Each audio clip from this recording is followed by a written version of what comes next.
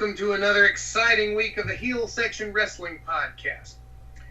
Normally I begin these with a little rap that I do talking about our group and who we are and how much we love wrestling, but this week I'm going to start off a little bit differently. This past Sunday night, 49 people were massacred in Orlando, and I think I speak for everybody in our group when I say that we wish only the best for the families of the victims. Our thoughts and prayers go out to them, and we hope that in this situation they'll be able to find some peace. Furthermore, to the shooter and to everyone that would support his hateful ideology, from us to you, go fuck yourselves. Dusty Rhodes in his Hall of Fame speech talked about how in the midst of hard times, it's a wrestler's job to make sure that the audience, the people that come to see them, have good times. And that's something I think we all deeply believe about wrestling. It's one of the things about it that's beautiful. And it's something I think that our little band of friends believe about this podcast. We have a lot of fun recording it. We hope you have fun listening to it. So without further ado, let me introduce the distinguished members of our panel this week. We have, returning to us from a small respite of about 2 weeks, the master of disaster, the southern dandy himself, Drew Parker. Someone cue Eric Bischoff's old music. Yes, indeed. We also have, new to our podcast, our good friend. We all have our own little wrestling gimmicks as far as what we call ourselves in this group. And earlier I was telling him, I was thinking because of his name, his gimmick should be Joel the Bone Crusher, but I decided to go a different route. So I'd like to introduce all of our listeners to Joel the Crushed Boner Bone Stick. Thank you for having me. And as always, the heart and soul of the heel section, our producer, the last righteous man, Mr. Joshua Adcock. How y'all doing? And I, as always, am your humble host, the man that would be the heart and soul of the heel section if my knee hadn't buckled from carrying this podcast on my back for the last month and a half. See what I did there, Josh? I made you Roman Reigns and I made me Seth Rollins. I will make you pay. The archetype, Jesus Christ, the archetype Nicholas Bowden. I hope I never grow up. I really do. All right. I'm surprised you're married. Yes. No one was more surprised than my mother. All right. Okay, guys. I would say sort of a semi-eventful Raw. I think a few things were sort of really reiterated very well. We can talk about some of the matches, but the one thing I really want to focus on are the promos. We had several very important promos. The show opened with New Day and Enzo and Cass for the first time in the squared circle, standing nose to nose with one another. And we actually had that wonderful moment where Woods and Enzo got in each other's grills, and Kofi stood right behind them and announced that this is what we'd all been waiting for, the New Day and Enzo and Cass talking, and then the Vaudevillains came out, which was a perfect heel move. So, Drew, let's go to you. Let's talk about this promo to start off. What did you think of the opening of the show? It was really good. I liked where they were kind of trying to go with it, but at the same time, with a lot of the promos, like that one, they kind of just dragged it out for a little too long to really get to where they were going to go. And like by the time, the club came out, it was just like, hey, we're out here, blah, blah, okay, now we're going to whoop some boot. It's just I don't know, it took too long to do what they were trying to do, in my opinion, but it was still good. Like, the beginning was good and it was funny, but I don't know, just a little too long. Yeah, I would agree. In other words, like most Raw introductions, it would have been a great 7-minute promo and it stretched on for 15. Mm-hmm. Josh, your thoughts? I'm in that same boat, man. I'm not really big on the idea of opening the show with a talk segment in the first place, especially when one begins to feel like it's taking too long. I've noticed that Enzo seems to have been having trouble kind of coming up with lines recently. It's just not as smooth as it was when he was in NXT. But beyond that, it was an okay way to open the show, but I'm really not that excited about the whole tag team match or any of that. Joel? Yeah, I mean, I just kind of felt like it set the tone for the whole show, and it just kind of drug on. I'd rather them start with a kick-ass match, quite honestly. Yep. Mm-hmm. Yeah, I'm right with you there. I thought the whole thing about the sexual innuendo about Francesca, the trombone. Yeah. I thought that was, Thanks for bringing that up. I was It trying was to silly. I was trying to forget it. that was just a little too silly for my taste. But, you know, I mean, it is New Day and it is Enzo and Cass. The promo, I thought it was really dumb until Woods and Kat and Enzo got face to face, and then Kofi stood behind them and did that whole thing about, ooh, this is gonna be good. Yeah. That won me back over. My beef with it was, to me, it the club could have been better presented. And Yeah. here's how I would have, even if you booked that entire segment the exact same way. You have New Day. That's a very silly act, and that's not a knock. I mean, they're a great act, but they're a No, silly it's act. fun. So is Enzo and Cass. To a point, so are the Vaudevillains. To me, the club should have come out and they should have only said this. They should have said, all of you are idiots and you're ridiculous, and we're going to beat the crap out of all of you. And they should have thrown the mics down and then done that. Mm-hmm. Yeah. Because they're not a silly act. They're I don't monsters. even think they should. So that was my take on that. I think they Yeah. should walk down and kick some. That Yeah. would have been good, too. What about the Shield reunion on the Ambrose Asylum? I have to say that I really love that, you know, Ambrose is kind of the new Roddy Piper / new Jericho. Yeah. And he's got this, like, talk show segment, but he literally has a piece of poster board with Ambrose Asylum written on it, and he has a little rug. Yeah. I love that. You know, I love it.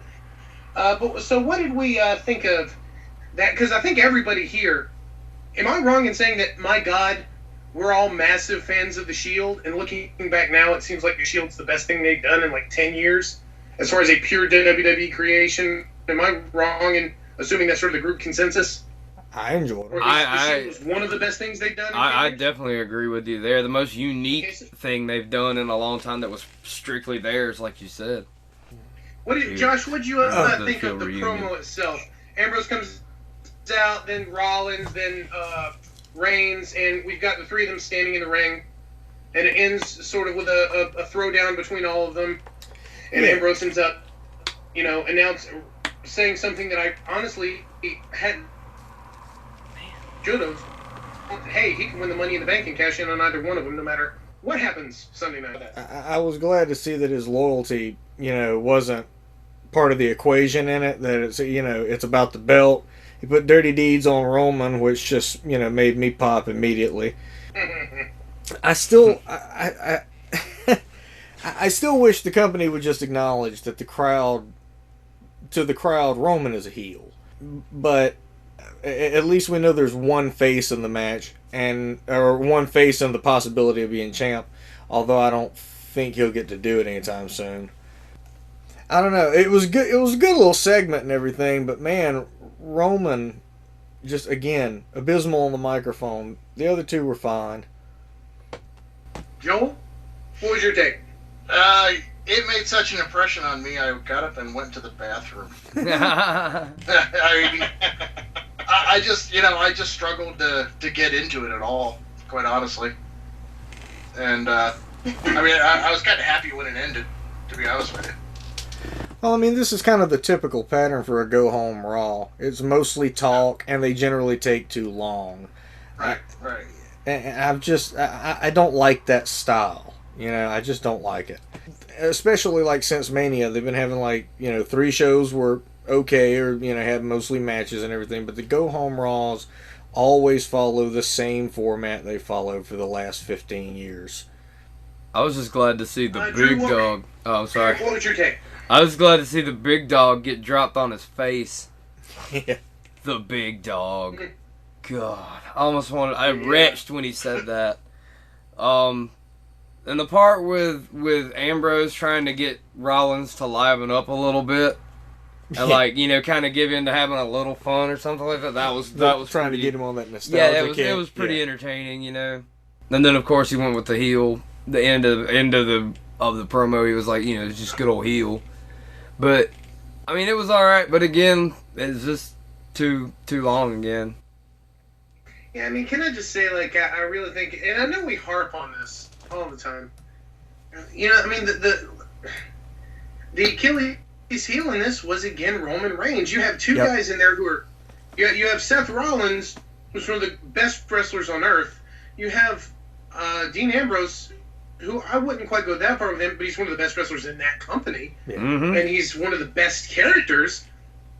And they're both just dynamite. And all I could think as I was watching this was, if we just pushed that other guy out of the frame, this would be really exciting. And how many times have we seen Ambrose and Rollins go at it? I could watch that every week. Oh, but Roman, he had his one sentence. He had his 21 words that he had to remember. He recited them properly. Big dog. I mean, and the thing is, Ambrose sounds like a person talking. Rollins sounds like a person talking. Roman sounds like he's rehearsing a guy lines. that used to play football reciting lines. Yep. It's not something somebody would actually say. Rollins was not a good promo. He's fucking great now. That whole thing where he teased the crowd, talking about how great all the happy memories they had in the Shield, but my favorite memory was when I smashed you in the back with a chair. Oh, that was lovely. Yeah, he's got the heel thing down. What'd you guys think of Josh? I think it's that time. It's that time that you and I have our debate, and I'm going to give you the first say. Let's talk about the split screen. Bob Backlund, Darren Young. Let's make Darren Young great again promo.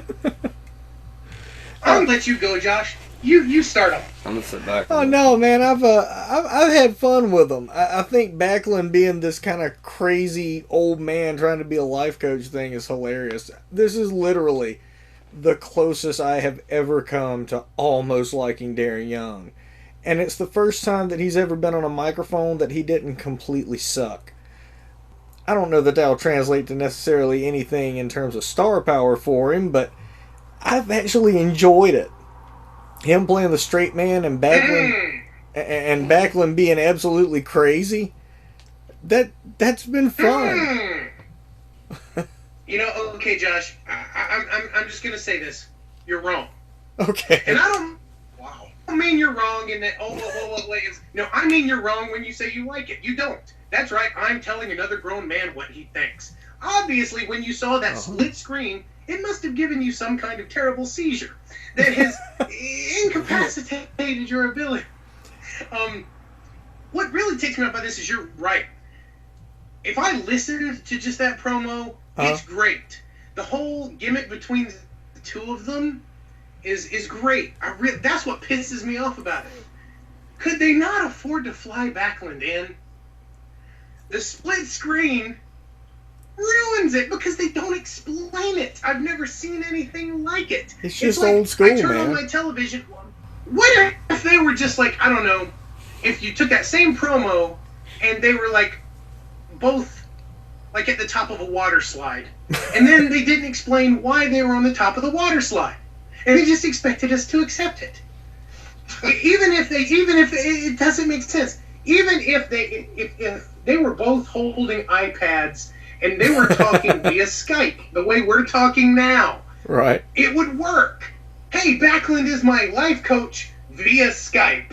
Okay, but the split screen, it ruins something that could be great because what it does is it takes Bob Backlund, who's awesome, and Darren Young, who you're right, is doing a good job here, and it makes it weird and creepy.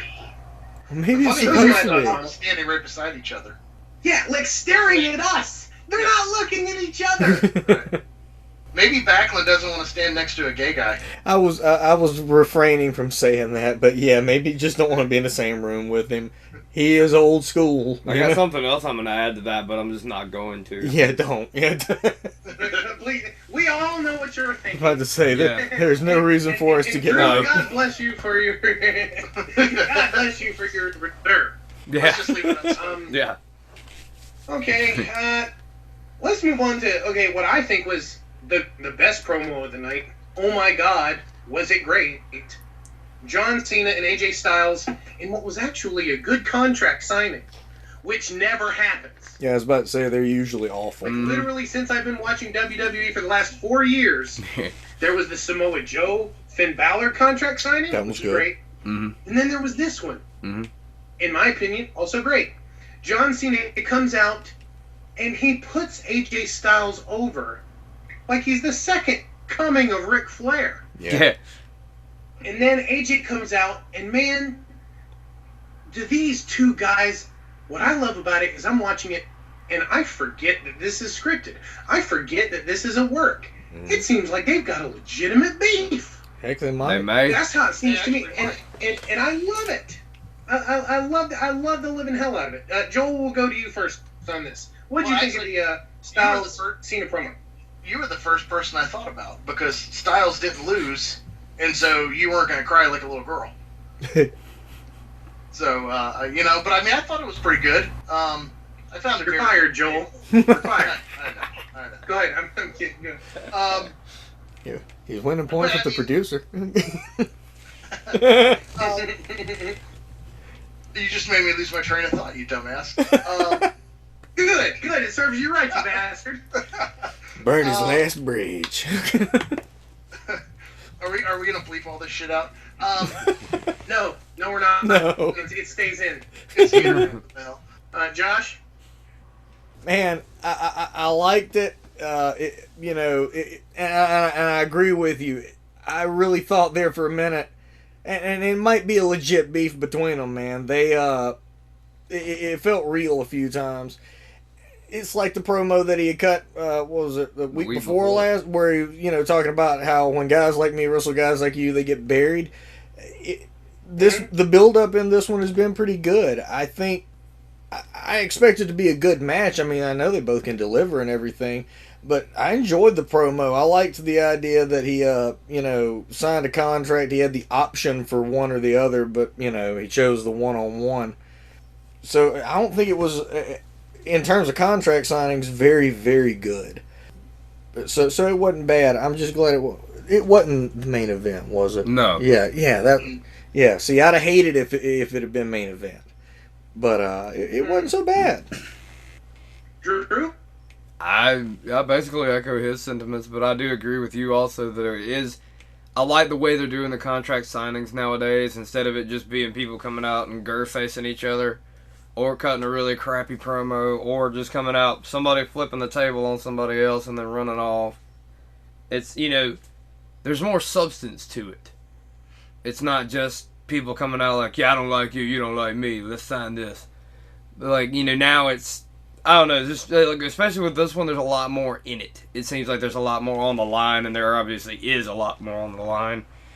You've got, Captain from this place and Mr. whatever, Cena is, so it's a big deal. Captain TNA versus Captain WWE. I'm sorry, I had WWE fever there for a minute. I didn't want to say TNA, but yeah, it's Mr. TNA versus Captain WWE, and Speaking of that, I really loved it when Cena mentioned Ring of Honor and New Japan and Pro Wrestling Guerrilla. Did anybody else think it was weird that he left TNA off that list? No. I just that was. I mean, I've got to be honest. At this point, Ring of Honor is more of competition to WWE than big time. TNA is. They do far more pay-per-views. They actually make money. I thought that was interesting. Of course, given the situation with AJ leaving TNA and how awful they made that for him, if they had put TNA in that promo, I'm willing to bet AJ Styles probably would have said, no, don't say them. Fuck them. Think? Joel, let's go back to you. That's a good point on that. Yeah, I agree. I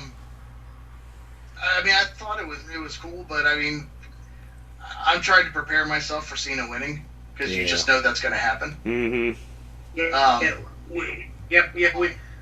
It's going to take days for me to ease into it too. Absolutely. Go ahead. We should probably start a prayer group for you just on that. It's true. I don't know. To me, if anything they've done has made me feel better about this, I know Cena will win. But this has made me feel better about it because I've seen John Cena put over some people before. I've never seen him put anybody over like that. And when, just before the way we all knew AJ Styles was coming to WWE was John Cena tweeted a picture of him. I still think, from everything I've read and heard, John Cena is like, he's like Justin is. He's a huge AJ Styles fan. I think he loves it wouldn't surprise me if, like, backstage, maybe the reason they're able to go out there and do a shoot-style promo the way they've done that has been so great and seems so real, sometimes those two guys probably get along great. And that's kind of what I imagine. So it's like, it was when John Cena started talking about how awesome Cesaro was that Cesaro actually got a decent place on the card because they're friends in real life. And the way he put over, I mean, he basically said that AJ Styles is every bit as good as me. His career is as valid as mine. He has won more championships than I have. John Cena fucking said that, and he didn't have to. Yeah. I'm willing to bet that was all him. So knowing the stroke that dude has in this company, again, I don't think he'll put him over, but I'm starting to think that this may not end up looking like AJ Styles is awful. What I'm worried about, though, is that stipulation. Josh, I loved the dual contracts thing, but that only works if Gallows and Anderson don't come out. Yeah. I hate it when WWE doesn't honor their own stipulations. Right. Like, I don't know, Shane McMahon versus Undertaker, and if Shane loses, he goes packing, and then the next night, none of that mattered. I hate that stuff. Yeah. If stipulations don't matter, then they don't matter. Yeah, why have at least keep it consistent. All right. What do we think about the end of that show? And not the match particularly between Ambrose and Jericho, which was good. I want to talk about Sami Zayn and Kevin Owens playing dueling banjos on commentary. Oh my God, that showed me that Kevin Owens, if he gets hurt, I hope he replaces JBL. That's what a heel commentator should be. Yeah. Everybody in that company should take a lesson from that dude. That was heel commentary, by God. I loved it. That was the highlight of that match for me. Drew, what'd you think? It was the highlight of the match. Because, like, the match itself, I mean, we've seen it already, and Ambrose is great, Chris Jericho is great, but Owens is better than both of them at the same time on commentary. Because that was hilarious. He's great. Owens is just, like, the best talker in the WWE right now, in my opinion. Because he's just so quick. He's almost like Jerry the King Lawler, just so quick-witted. And, always has a rebuke or rebuttal about anything. And Zayn was great playing the, the consummate Opie Taylor type part on commentary. It's like, oh, yeah, well, you're a duty head. So, it was... Yeah, like the bully kid, that's what he was. Yeah. It was great, man. Josh, what'd you think? Sorry, Drew. Josh, what'd you think? Oh, man, anytime Owens is on commentary, it's going to be fun. I mean, he's already giving commentary when he's in the ring and doesn't have a headset. You can hear him talking through the whole thing, just talking smack the whole time. But I mean, in those situations, it's a given. If there's somebody out there on commentary, or if there's more than one somebody out there as guest commentary and everything, that's going to end up in a brawl. The match really didn't matter. I mean, it was always going to end that way. But I think, in all honesty, I think this match is more important than the world title match. Mm-hmm. I'm definitely more interested in this one than I am in that. But yeah, I'm more interested in this than I am the title. I can definitely see that, just because, like, I like literally every person in there. And I don't like every person in the title match. Joel, what are your thoughts? So a few weeks ago, I was watching an interview with Kevin Owens, and he was talking about, talking to an old legend, and the guy told him to never stop talking. And he's done that. And, I mean, I could listen to him talk for 3 hours. Because because he's just that entertaining. In the ring, on commentary, sitting in the stands, throwing popcorn at people, it didn't matter. I could just listen to him talk all the time. And how many people that promotion can you say it? That's right. Not many. All right, guys. All right, let's talk brand split gossip. Over the last few weeks, we've learned a few things. We've learned that there's a possibility the tag teams will be broken up in the upcoming brand split. Video that WWE posted the other day with Stephanie and Shane talking about what was going to happen on July 19th pretty much let us know that each one of them will be running Raw and SmackDown. And one thing that I definitely want to talk about that Dave Meltzer has reported on, apparently WWE absolutely intends for each brand to have its own title. Joel, let's go to you. First of all, what do you think about the possibility of them breaking up tag teams? Do you think that's actually going to happen? Or was that just something that they kind of put out there to the crowd maybe to get them thinking about? Go ahead. I mean, I just think it's a carrot that they're dangling out there. You know, just to kind of, get everybody kind of on the edge of their seat, type of thing. But I don't think at the end of the day, I don't think they'll do it. I think some of the tag teams they have right now, they've invested so much in that it would be suicide to split them up. Yeah, I agree. Drew? Yeah. Okay. I agree with him. Like, it would make no sense to split up some of these tag teams because, like, Zoe and Cass, they can't stand on their own. Like, neither one of them are going to be able to stand on their own. And, I mean, you've also got the New Day. Their whole thing centers around the three of them being together. Right. If you I split, don't want to see them one by one. One. Well, we saw what happened before when you had them all, by themselves. Right. They floundered. I mean, it's just, there's a lot of teams that would do some big harm to, man. Like, all right, so if those can split up, can Bullet Club be split up? Or, I'm sorry, the Club be split apart too? What are they gonna do if that happens? If one of them gets taken in the draft? So I mean, each one of the vaudevillains will come out to their own silent movie. There you go. Josh, so here's my fear, especially with Enzo and Cass. That Vince McMahon sees a 7-foot-tall, good-looking guy, and he's already thinking, well, he should be fighting his championship at SummerSlam. He has sort of a history of having no patience when it comes to things he sort of, shiny objects that he likes. Mm-hmm. Do you think that's actually something they'll pull the trigger on, or you kind of think that it's gonna just sort of like what Joel said, a carrot they're dangling in front of us that they have no intention of making good on?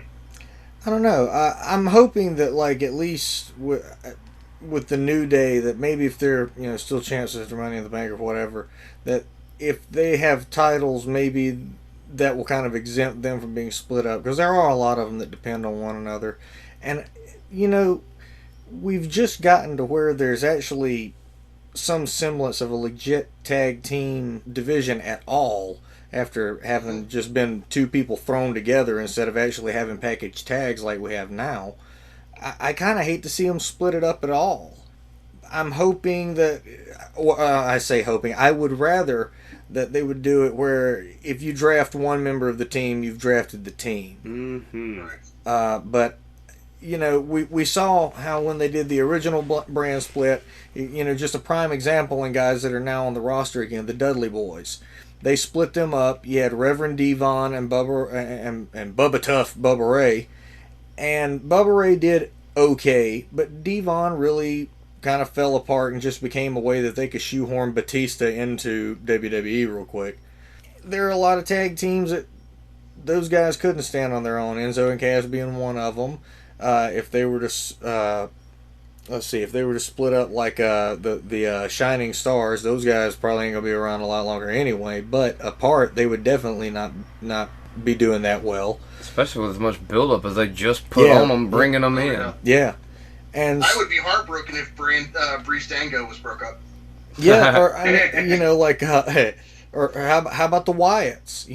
What does that mean for? That's 4 guys. It stands to reason that somebody could get pulled away from them. Mm-hmm. So there's a lot of things that really are working at least well enough, and I don't think they need to split those guys up. But they have done it in the past, and I don't put it past them to do it now. I just hope not. Yeah, I agree. I hope when they do bring the Wyatts back, that they bring them in like the wrath of God. Yep. I think Bray getting hurt was actually a good thing for them. Yeah. I think they need to be completely reintroduced and turned into destroyers. Mm-hmm. But, okay, so here's what we're going to go to. Your preference. Dual heavyweight championships, one for SmackDown, one for Raw, or a floating Ric Flair style champion who goes between both. Drew? Man, there's so many pros and cons for either one, honestly. Yep. Honestly, it'd be good to have dual champions again if they keep everything actually separate. That's the big deal. Because there for a while, they had the world champion and the WWE champion, and they were constantly like on each other's shows and stepping all over their own, like on pay-per-views. And that's, keep it completely separate. And yeah, the dual champion thing will work. If you're trying to do it like you ran with the Undisputed Championship and when the first brand split kind of happened, because wasn't that around at that time? Yeah. Okay. It didn't work out because you've got one guy having to go everywhere and having to be all over the country all the time. Mm-hmm. I don't know. It seems like a dual championship would work better, but they just had the unification match 2.5 years ago. It's not even like they've had the unified title all that long. And they're like, oh no, we need to split it up again. So I just... Well, the original one wasn't around very long. I mean, it had 6 or 7 people held it, and then Lesnar decided he wasn't going to appear on the other show anymore. I'm taking this to SmackDown. Yeah. Yeah, that's very true. Joel, what's your preference? Floating champ or dual championships? I would say dual championships. But, you're going to have the, champion versus champion crap every so often, but it can't be every week. Mm-hmm. It's got to be like interleague play in baseball. It's got to be a very small schedule, and it can't be every week. So, seems to me that kind of a match, that's something that if they're smart, they'll keep all of them completely apart for 2 years. Mm-hmm. Right. And really give us the feeling that each one is its own individual, almost company, its own independent promotion, and then maybe start doing some sort of interleague, that's what I would do. Josh, your thoughts, your preference? I think with a one champion system, that you're going to work that poor soul to death, especially if they're really having separate, production teams and everything, that they're literally on opposite coasts. Either the champ is going to be on Raw and not SmackDown, or SmackDown and not Raw, because you can't have them going back and forth all the time. I think that was one of Lesnar's complaints in his original run as Undisputed Champion. It was he had to be everywhere. I'd like to see the two shows, like you were saying, I'd like to see them separate and completely separate. I'm kind of to the tune that I don't even want to see a Raw recap on SmackDown. Thank you. I want it to be that these companies exist as independent entities and they of one another, and that they are going head to head, and it needs to end up being like the brand split was supposed to be the first time. So dual champs, I think, is the best route to go. What I've been thinking about is, we've talked about this, everyone's talked about this when it comes to the heavyweight championship. What about the tag team championships? What about the women's championship? Yeah. What about the U.S. and the IC titles? It seems to me that it would be easy to put the U.S. title on Raw and the IC title on SmackDown. But I just don't know what to do with the tag championships. When it comes to the idea of dual championships, I'm a big New Japan Pro Wrestling fan. They have lots of titles. Yeah. When you watch a Wrestle Kingdom pay-per-view, it's like... And what they do is the way, you have it in UFC, they break it up into weight classes and divisions. Maybe that's too much of a sports feel for American wrestling. I don't know. I'm going to just kind of have to trust WWE on this, because they seem to have... They're acting like they've got a good plan in place. But I don't know, will the tag champions be floating? Maybe you could put them on Raw. That's the 3-hour show. Maybe you could put the IC title and the women's championship on SmackDown. I don't know how it's going to go. Do like the idea of dual heavyweight championships. I'm afraid only we're going to because that gives us two head figures in the promotion. All of a sudden, it's not just one guy; it's two guys. And like I can definitely see an AJ Styles being like a heavyweight champion of the world, heel champion, for like 9 months or a year on SmackDown. That's kind of where I'm at on that. I just hope it doesn't end up being to where we end up seeing that tramp stamp belt come back and they have a Divas title on SmackDown and the women's on Raw.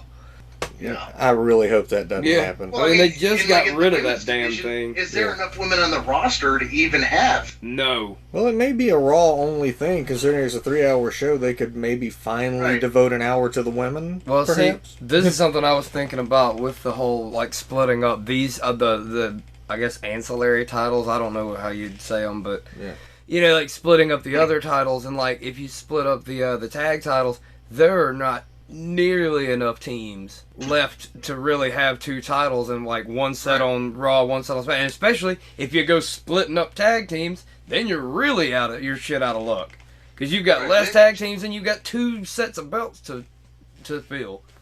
And you just have the same 3 teams fighting over the same belts. Exactly. Well, now they have said that they are going to raid the NXT roster. So, that there's some tag teams that are definitely going to come up in that. I hope we don't lose American Alpha just yet in NXT, because I love those guys. But yeah, it's already been kind of made clear they're going to raid NXT. So there may be enough tag teams, in the end that they can have 2 divisions.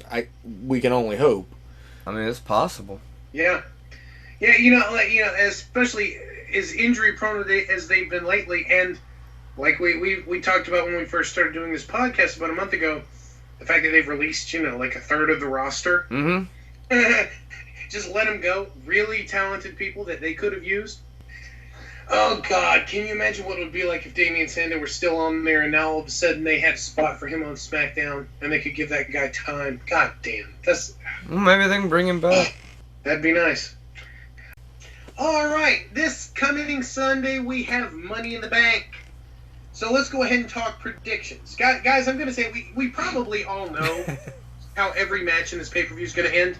I'm predicting right now that Roman Reigns wins every match. He comes out, he wins the women's title, he wins the U.S. title, he wins the heavyweight championship, he pins Cena and Styles. I predict he's going to come out, line up all 6 guys for the Money in the Bank ladder match, Superman punch them like you're the Three Stooges, stack them up like cordwood, pin all of them, even though it's not a match that requires a pinfall. Then he's going to get the briefcase and then swagger back to the locker room, just saying "big dog" and "baby girl" over and over and over and over. Big dog runs the table. Big dog. But since that's probably going to happen, let's talk about some outliers and actually talk about some other possible predictions, just in case that doesn't happen, and talk about the 4 top matches I think that really have the most consequence. So let's start off talking about the tag team titles match. We've got New Day versus Gallows and Anderson versus Enzo and Cass versus the Vaudevillains. So, predictions for this match. Who walks away with the straps? Joel? Gallows and Anderson. Very interesting. I like your thinking. Why? Why Gallows and Anderson over New Day, who are they're almost that entire tag division? Why do Gallows and Anderson walk out instead of New Day? Just to shake things up a little bit. Add some badassery back to the tag team division. They're a couple assholes. And just to shake it up a little bit. And there are a couple of guys who I legitimately feel like could beat the shit out of most people I know. Right. Josh, your thoughts, predictions for that match, tag championships. Well, like I was saying a little in the discussion of the brand split stuff, I'm kind of hoping that whatever team has the belts won't be split up. And right now, the one that wouldn't be split up would probably be New Day, because those guys are selling tons of merchandise, and I know the E isn't going to just walk away from that money until it starts taking a little dip. I know that Enzo and Cass and the Vaudevillains really don't have a chance of winning it. I just hope they put in a good performance. But I'm thinking New Day retains, and hopefully that gives them a little leverage not to be broken up. Because at first I hated the New Day, but I have really, really, really grown fond of them. I think you could make the argument that the New Day gimmick is one of the great triumphs of the last several years. I always assumed that when they were first introduced, that was just Vince McMahon being out of touch. I thought that was where their career was going to. I thought it was a throwaway. Their table for three, that was all Xavier Woods' idea, and he actually had the idea, let's come out and be these goofy baby faces first, and then turn heel. He foresaw all of that, and that's brilliant. Huh. But why do you think, Josh, sort of a follow-up question, why do you think it's impossible that Enzo and Cass could win this? Like, you sort of mentioned them like they're totally off the table. Why do you think Enzo and Cass couldn't win this at this point? They haven't really found their footing. I mean, like, when they're doing promos, like I said earlier, it's not as smooth as it used to be. I think the idea of being in that new environment all around, they're just not acclimated to it yet. And I don't think they would take it from a team that is number one. Again, their number one, their number one merchandise seller. I don't know if it's in total or just out of the tag teams, but they're really up there anyway. And also, I don't think they're going to take it from teams that can put on a good, give a good promo and everything, give the crowd something to get worked up about one way or the other. It's not that I don't think that in the ring they're not good enough. It's and it's not that I don't think on the mic they're not good enough. They just once they kind of find their own little groove on Raw and get a little more confidence behind them when they're doing promos and whatnot, I think they are definitely going. Well, unless they get split up, but otherwise they're going to be tag champs at some point. But I just don't think it's just not their time. Not this time. Just not their time. Well, I can almost see their gimmick becoming more stale quicker. Oh yeah. Well, yeah, because it is the same shtick again and again and again. Yeah. It's all, and I could see that. They strike me as a team that if they stay together for any number of years, they'll flip flop from face to heel constantly. Yeah. Right. I can see that. All right, Drew, your thoughts on that? What's your prediction? I'm really believing the New Day is going to retain. I kind of feel like they want. This is just me thinking, but I kind of feel like they want New Day to beat London and Kendrick's old title reign record of like over a year. Didn't they do that like twice? But they had an over a year title reign, and I think they want New Day to do that. But honestly, I think they'll win. But I believe that at the same time, I believe that Gallows and Anderson will win. Like, I mean, it's just really, I really can't call it. Like, it seems like either one could win, and it could be a good thing for both, because if Gallows and Anderson win, they're the tag title holders. Well, that means their boy AJ is, pretty much already in the running to be, the title holder. Okay, all right. Wait. Now you mentioning that made me think.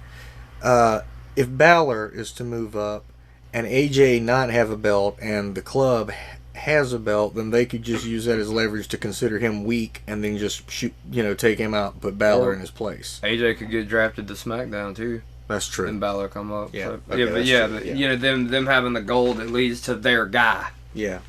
Being a possible title contender, because everybody's gonna say, "But whoa, they already got the tag title." So yeah. I'm gonna go ahead and say I think New Day retains, and I think they go. And this kind of has, because of the same thought you had with AJ. In my mind, I'm picturing AJ, Gallows, and Anderson walking down that ramp, and every one of them has gold on their shoulders. So I'm predicting New Day retains. One thing I'm almost certain about: Vaudevillains are the ones who take the pin. That's something I'm pretty likely. sure. Yeah. Most likely. I wish it were an Alright. elimination style match, where it was one tag team at the time instead of, because they phrased it kind of fatal four ways. That means if anybody gets pinned, it's over for everybody. And I don't like that in this kind of match. If there are that many bodies in the ring, draw it out a little bit. Yeah. I agree. To me, those are the best kinds of matches. I think they avoid those, because what that means is if it's an elimination match, they've got to have 3 teams take a pinfall. Yeah. Whereas the Fatal 4-Way, you know, whether it's a singles competitors or a tag team match, they can just have one person or one team, you know, take the loss. Yeah. I've always Okay, wondered why they let's, did like triple threats and 4-ways, and that makes a lot of sense. I never thought of it that way. So let's move on. Let's talk about John Cena versus AJ Styles. My thoughts on this have gone from almost being willing to slit my wrists over it to actually thinking that, don't get me wrong, I'm absolutely certain AJ Styles will lose. I would stake all of your lives on it. But Oh, not his, but ours. Yeah. Yeah. Yeah, that's right.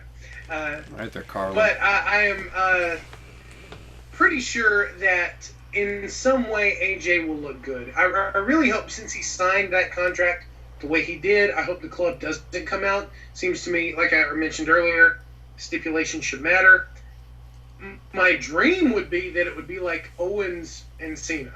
That AJ out of nowhere would fucking win. And it would be great. But Cena, for one, coming back off an injury, I'm willing to bet. Pay-per-view back? Yeah. Yeah. He's not going to lose. Yeah, I agree. My hope is this. That it's just him and AJ. And one thing I'm certain of, one, we're going to see both of them. Like, the last 7 minutes of that match will be them just kicking out of each other's finishers. We're going to see, like, 3 AAs, and AJ's going to keep kicking out. We're going to see the, phenomenal forearm and the Styles clash, and Cena's going to kick out. But my hope is that at least AJ, I think the best I can hope for is, this is what I'm calling, Cena wins, and then afterwards they go to shake hands, and AJ kicks him in the balls, and AJ and the club then beat the living shit out of him. That's, I think, the best I can hope for. Probable. Joel, your prediction for this match? I think you just nailed it. Yeah. I mean, what else can you say? Besides Reigns coming out and giving AJ the Superman punch and the spear, that's about it. I've had enough of seeing that. I've seen enough of that for 3 lifetimes. Right. Yeah. I just wanted to bring it up so you might weep a little bit. God, I hate you. I hate you so much. Drew, what are your thoughts? I honestly, I really do believe that you kind of called it for everybody, but I don't know. I don't see it being an Owens type thing because, remember Owens lost to it, or won the first time, and then lost 2 or 3 consecutive times. Yep. So that one I'm kind of like, I think it could be more of a, he may lose to him this time, and it'll be just a, no pun intended, phenomenal match. But I think AJ will lose this match, but it'll look amazing for both of them. Like, Cena's going to have his arm raised sitting on the mat. I almost want to make that prediction right now. Cena's going to win, but I see it kind of building towards a much larger match that AJ may potentially win at SummerSlam. Josh? I don't know. I just I don't see Styles going over. But like has been passed around here a little bit. I know it's going to be a great match. I'm hoping that. I expect AJ to try even harder to turn heel. Because there have been things circulating online a little bit that they're wanting him to be a top heel on SmackDown, or I've read that in a couple places. And I think he might try to double down and do the heel thing. I don't know if the crowd will react to it the way that everybody is wanting them, or everybody in the back's wanting them to. But I think he might try to double down on it. Either way, Cena's going to get a good match, and I'm echoing Drew here. If he does get his hand raised, it'll be from either the laying down or the kneeling position, because I think that they're going to let Styles open up a little bit and kind of show the crowd what he can do against top level talent, the Mr. WWE guy. The face that runs the place. Yeah. And actually let him get a good run in, a good match in with him. And I'm hoping that will translate into he won't be buried here after. How awesome would it be for someone to run in and help Cena out? I concur there. But who would it be? That would be great. Cena made him sign that contract so he wouldn't get any help, and then Cena ends up having help. That'd be awesome. You know, if it turns heel, that'd be a good way to do it. God damn. You know what I honestly think is gonna happen? Here's what I honestly think is gonna happen, just in the way that things have been going in the past few years. AJ's gonna get close to beating Cena. The club's gonna come down to try and stand there and help him out or whatever, standing outside the ring. Then he's gonna somehow lose the match, or they're gonna get involved. It could probably end in just like a complete disqualification, and Cena wins by disqualification because they just rushed the ring and beat down. All three beat him down. That's probably the way you're gonna see it end. Won't end clean. Yeah, it won't even end cleanly. Maybe Dana Brooks will come out dressed like Ric Flair. My bigger worry would be that they do the typical thing where AJ cheats. But before he cheats, Cena literally pins him 3 times while the referee's not looking. Yeah. God damn, I hate that. Yes. Just let the heel cheat. Let the heel cheat and get the win. Don't, No, we all have to know that Cena really pinned him. Jesus Christ. I miss a good old punch with a roll of quarters. The power of the punch. And it opens up and the quarters go flying everywhere. Yeah. Well, then I've got a video for you of Steve Corino punching J.B. Whitmer's lights out, which will be next week's podcast when my beautiful wife, the First Lady of the Heel section, joins us to preview the upcoming Best in the World Ring of Honor pay-per-view, but that's next week. Cool. So all three of you guys gone, given your sort of prediction for this match? Yeah. And then some. Okay. I think this will be interesting to see. I don't see AJ getting buried. I don't. Even if Vince McMahon wanted to do it, I think at this point John Cena would fight him tooth and nail. And maybe I've just got too much of an optimistic view of Cena. But I don't see John Cena burying this guy. I don't. Even if Cena wins, I don't see him burying him. All right, let's talk about the predictions for Roman Reigns versus Seth Rollins for the WWE Heavyweight Championship. Josh, let's go to you. What are your thoughts? The Architect versus the Big Dog. Yeah. I almost don't care about this match. I know that Reigns is going to walk away with the belt. They're going to back him come hell or high water. If Ambrose wins the Money in the Bank match earlier in the night, it could be something interesting, and I could see maybe Roman losing and then Seth Rollins immediately being beaten for it. But it either leaves like that or Reigns walks away still holding the belt. That's basically where I am with it. I think that Rollins will do fine. Reigns will get his usual 5 or 6 moves in a few times.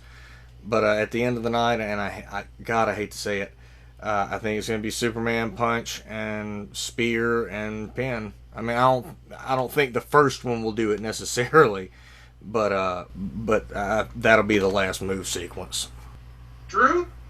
The only thing I care about this match is I just hope it's before the Cena and AJ Styles match. That's basically all I care about in this match, because we know how it's going to end. Roman's walking out with the title, whether it be disqualification, no matter what it is. He probably will win clean, just whatever. But I would be honestly shocked if Seth Rollins won that match. You always hear the expression, people were looking at me like I had lobsters crawling on my ears. It would happen if Seth Rollins won this match. I mean, of course, I could like even better if Ambrose ran out there and cashed in on Reigns. I would love to see that happen, but that'd be fantastic. That'd be great. I would love for Reigns to win and Ambrose come out and dirty deeds him. That'd be wonderful, guys, don't wish for that, and I'll tell you why. Because if that actually happens, let me tell you what's going to happen. Reigns is going to Superman punch, spear, and pin Rollins. Then Ambrose will come out, cash in, and then Reigns will Superman punch, spear, and pin Ambrose. Well, I concede it's a possibility. That's how that would go. Yeah. But Joel, what do you think? I mean, at the end of the day, Roman is going to keep the title, but I'm interested to see more about how Rollins' knee reacts, since this will be his first real big match back. And after coming back from that knee injury 7 months after it happening, I mean, this is just another match, but I'm really interested to see if he can keep his athletic up and keep going. Has he even had a match since he came back? He's only had house show matches. Oh, okay. And I think I posted a couple of pictures of them on the on our Facebook page. But yeah, he's had several. You know, he actually had a house show match against AJ Styles.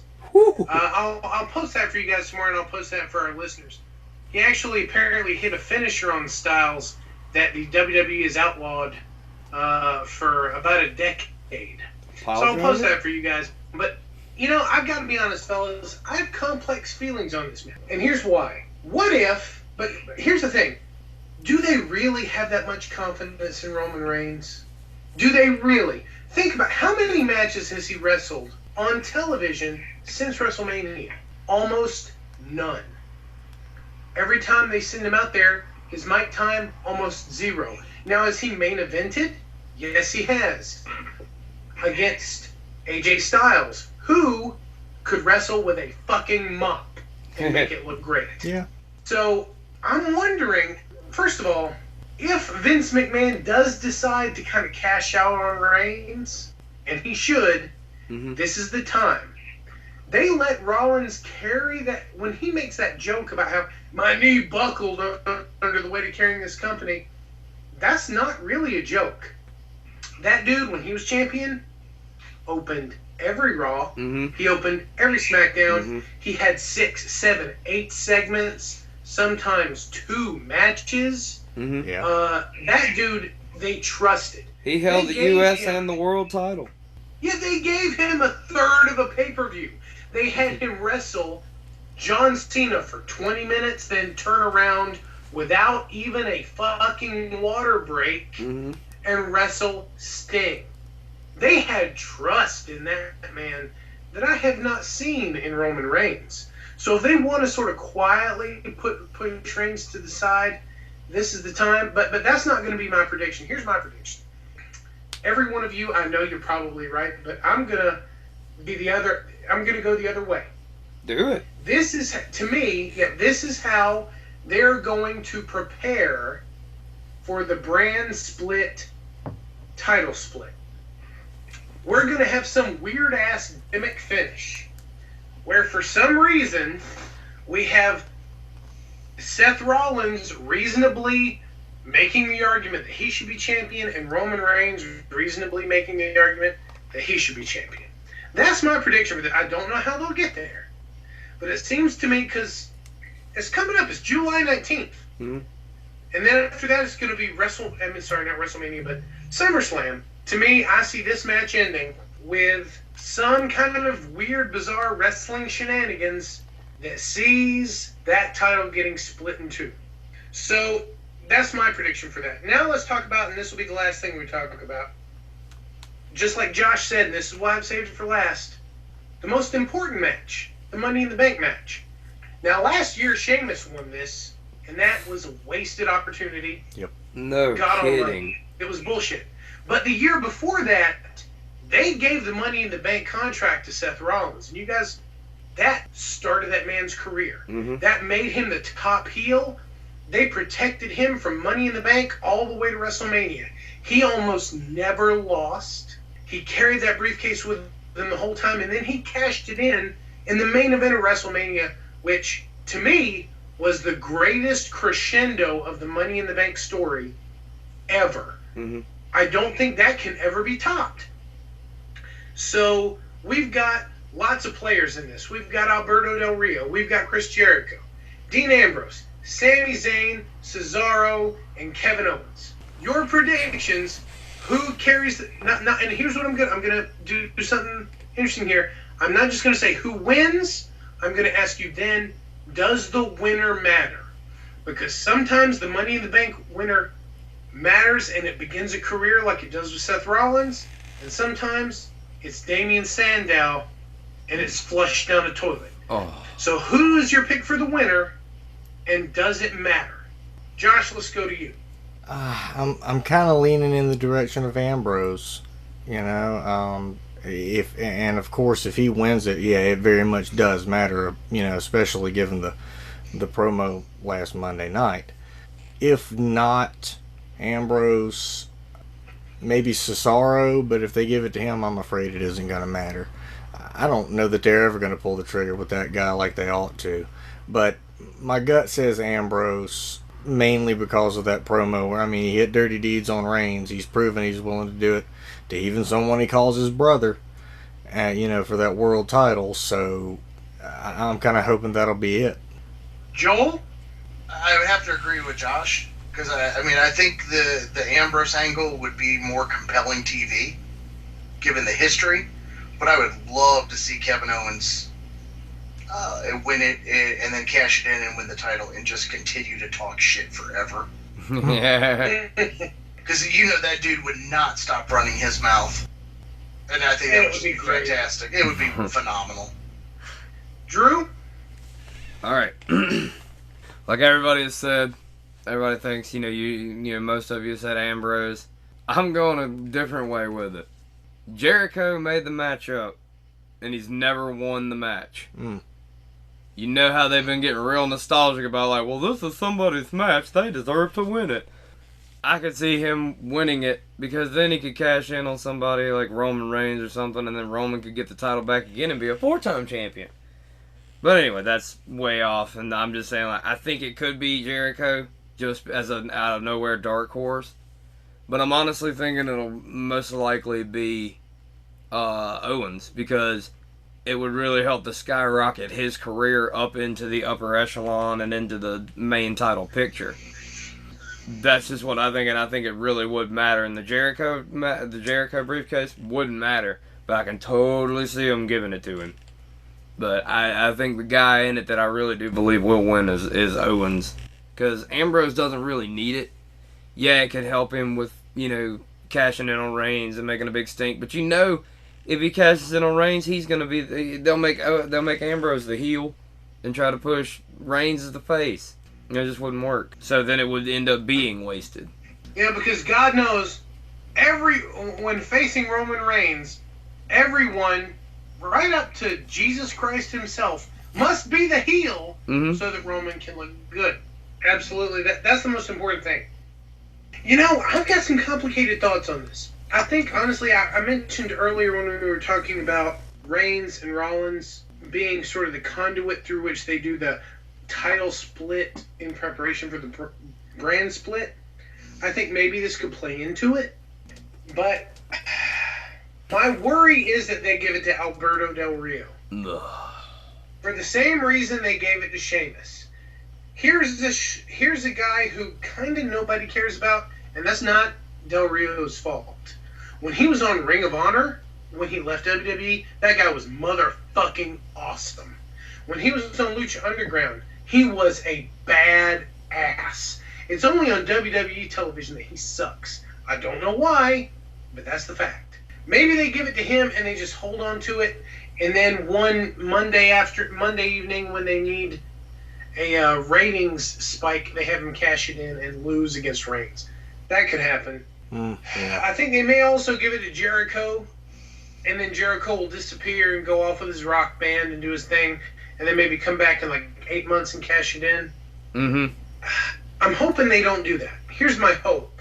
I don't want them to give it to Ambrose, because to me, the Money in the Bank contract, that is something that a heel should have. It's a heel gimmick. Because unless you're going to be like Cena and tell somebody in advance, hey, let's have a match next week, coming out there and after a guy's been beaten down and then cashing in on this, a heel gimmick.